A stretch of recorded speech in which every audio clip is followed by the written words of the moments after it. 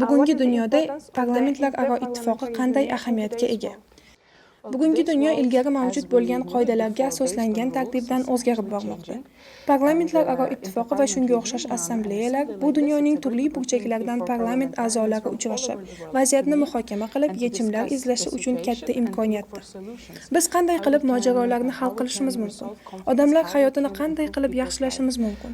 Milliy parlamentlarda qanday qarorlar qabul qilishimiz kerakki, ular atrofimizdagi dunyoda barqarorlikni ta'minlasin? Aynan shular haqida fikr yuritamiz.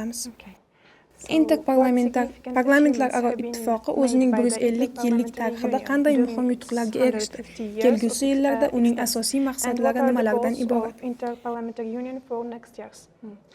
Parlamentlararo ittifoqi tarixi shuni ko'rsatadiki, biror umumiy maqsad yo'lida birlashish va yechim izlash juda muhimdir.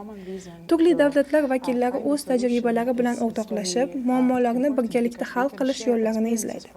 Parlament a'zolari turli mamlakatlardan uchrashadigan imkoniyatlar ko'p emas. Shu sababli parlamentlararo ittifoqi bunday uchrashuvlarga imkon yaratadi. U barqaror rivojlanish maqsadlariga, ayollar huquqlari, inson huquqlari, mojarolarni hal qilish va nizoli hududlarda tinchlik o'rnatishga katta hissa qo'shib kelmoqda. Ushbu maqsadlar kelajakda ham dolzarbligicha qoladi, chunki bu borada yetib boradigan biror yakuniy manzili yo'q. Bu bir jarayondir. Doim yangi muammolar paydo bo'ladi va biz ularni hal qilishimiz kerak. Bugun ayollar forumi o'tkazilmoqda. Bu esa shuni ko'rsatadiki, dunyoning turli mamlakatlarida ayollar huquqlari hali ham muhim mavzu bo'lib qolmoqda.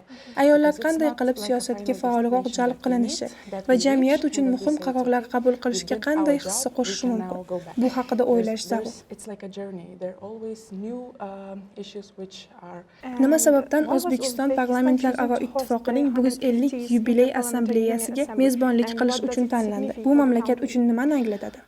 O'zbekiston uchun bu darajadagi yirik yig'ilishni tashkil etish va dunyoning turli mamlakatlaridan parlament a'zolarini, parlament spikerlarini qabul qilish katta imkoniyatdir. Bu orqali O'zbekiston o'zining tashkilotchilik salohiyatini namoyon etmoqda. Shu bilan birga bu mamlakat madaniyatini tanishtirish va muhim qarorlar qabul qilinadigan maskan sifatida ko'rsatish uchun ajoyib imkoniyatdir. O'zingizni tanishtirib o'tsangiz. Men Litva parlament a'zosiman. Shuningdek, parlamentlararo ittifoqi assambleyasida Litva delegatsiyasi rahbariman. Ismim Ruta Neluta.